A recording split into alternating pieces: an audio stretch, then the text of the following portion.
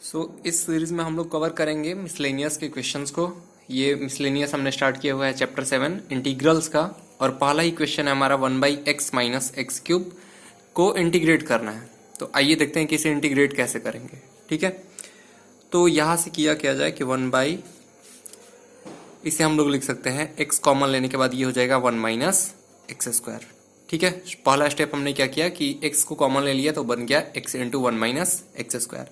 फिर अगले स्टेप में 1 माइनस एक्स स्क्वायर को हम लोग क्या लिख लेंगे 1 minus x into 1 plus x, क्योंकि a square minus b square का फॉर्मूला यही होता है a minus b into a plus b. अब ये फॉर्म हमने पढ़ चुका है पीछे के एक्सरसाइजेस में। इसे हम लोग कैसे सॉल्व करते हैं, तो इसे हम लोग सॉल्व करते हैं by using partial fraction method. ठीक है, पार्शियल डिफरेंशिएशन वाले मेथड से हम लोग इसे सॉल्व कर लेते हैं। तो इसे हम लोग अगले स्टेप में क्या लिखेंगे, तो ये होगा हमारा 1/x into 1 minus x into 1 plus x is equal to a/x plus b/1 minus x plus c/1 plus x. ठीक है, इसे हम लोग ऐसे करते हैं। फिर इस a का वैल्यू, b का वैल्यू और c का वैल्यू निकालकर यहाँ पर पुट करना होता है, और इसे इंटीग्रेट करने के बजाय हम लोग बारी बारी से इसे इंटीग्रेट करते हैं। तो यहाँ पर हम लोग कैसे फाइंड करेंगे a, b और c का वैल्यू, वो देख लिया जाए। तो इसका एलसीएम हो जाएगा इस राइट हैंड साइड वाले का x into 1 minus x into 1 plus x, और इधर भी हमारा वही है डिनोमिनेटर में। ठीक है, तो ये इस साइड से और ये वाला कैंसिल हो जाएगा।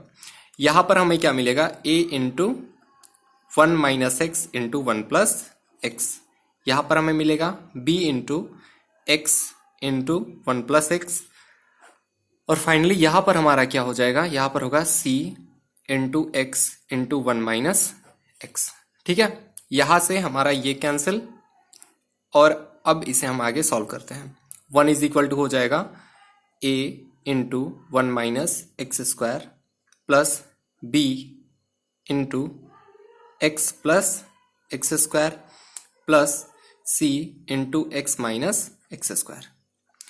इसे आगे और सिंप्लीफाई किया जाए तो a minus a x square plus b x plus b x square plus c x minus c x square. ठीक है, अब एक्स स्क्वायर वाले को एक साथ कर लिया जाए तो एक्स स्क्वायर यहां पर है, यहां पर है और यहां पर है। तो एक्स स्क्वायर जब हम कॉमन लेंगे तो हमारा होगा minus a plus b minus सी। ठीक है, फिर एक्स वाले को, तो एक्स यहां पर है और यहां पर है, तो एक्स कॉमन लेने पर हमारा हो जाएगा बी प्लस सी, और फाइनली हमारा प्लस ए। तो यहां से हमें मिल क्या रहा है, यहां से हमें मिला ये कि x square into this plus x into b plus c plus a, और ये किसकी इक्वल है, तो 1 के।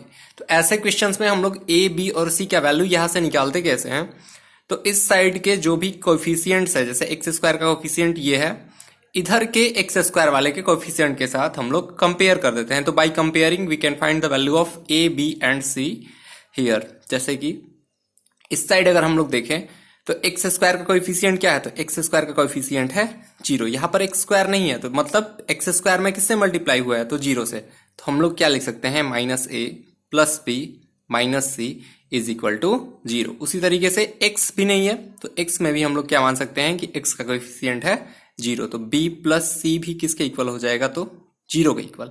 लेकिन यहां पर कांस्टेंट टर्म 1 दिया गया है, और इधर जो कांस्टेंट टर्म आया है वो a है, इसलिए हमारा a का वैल्यू क्या हो जाएगा, a का वैल्यू हो जाएगा 1।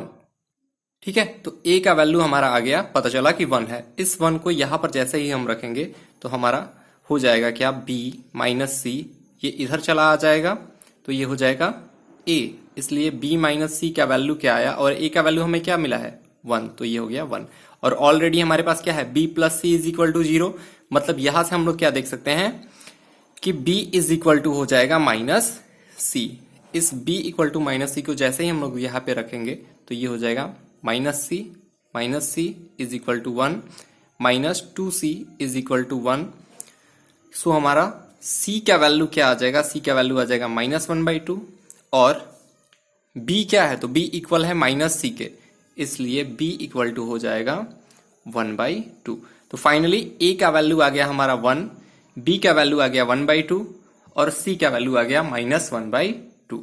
अब देखिए ये क्यों जरूरी था, क्योंकि हमें इंटीग्रेट ये करना था, पर हमने पार्शियल डिफरेंशिएशन मेथड का यूज किया और वो क्या दे दिया, 1a/x, b/ इतना, c/ ये, और a, b और c का वैल्यू आ गया। तो हम लोग फाइनली करेंगे क्या कि इसे इंटीग्रेट ना करके इसे और इसे बारी बारी से इंटीग्रेट कर लेंगे, जो कि काफी आसान होगा। कैसे? तो फाइनली हमारा इंटीग्रेशन हो क्या जाएगा, a/x, a का वैल्यू आया है हमारा 1, मतलब किसका इंटीग्रेशन करना होगा, dx/x का। b का क्या वैल्यू आया है, तो b का वैल्यू आया है हमारा 1/2।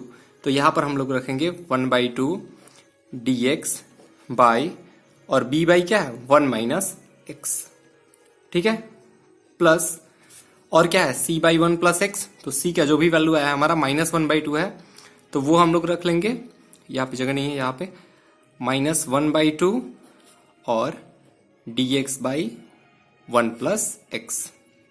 ठीक है, हमें पता है क्या कि 1/x का इंटीग्रेशन क्या होता है, log x। ठीक है, फिर से 1/2 है तो 1/2 हमारा कांस्टेंट है, बाहर ही रहेगा, और 1/1 - x का इंटीग्रेशन क्या होगा, वो हो जाएगा log 1 - x। ये माइनस है तो यहाँ पर माइनस हो जाएगा -1/2, और 1/1 + x का इंटीग्रेशन क्या होगा, तो वो हो जाएगा log 1 + x। ये हमारा फाइनल आंसर आ गया। ठीक है, तो ये मिसलेनियस का हमारा फर्स्ट क्वेश्चन था, 1/x - x3। फिर से एक बार देख लीजिए जाए कैसे हुआ है। हमने पहली बार क्या किया, x को कॉमन ले लिया, तो यहाँ पर बच गया 1 - x²। ये a² - b² पर है, तो a - b और a + b। ऐसे क्वेश्चंस को हम लोग कैसे इंटीग्रेट करते हैं, तो पार्शियल फ्रैक्शन मेथड का यूज करके 1/x × 1 - x × 1 + x को क्या लिखा गया, a/x, b/1 - x और c/1 + x। इसका एलसीएम लिया गया, ये हुआ।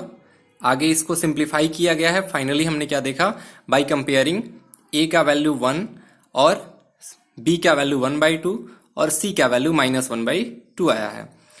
a, b और c का वैल्यू जैसे ही हमने यहां रखा, इसे इंटीग्रेट कराया, तो फाइनली हमारा आंसर यहां पर ये आ गया। अगले क्वेश्चन का सॉल्यूशन हम लोग नेक्स्ट वीडियो में देखेंगे।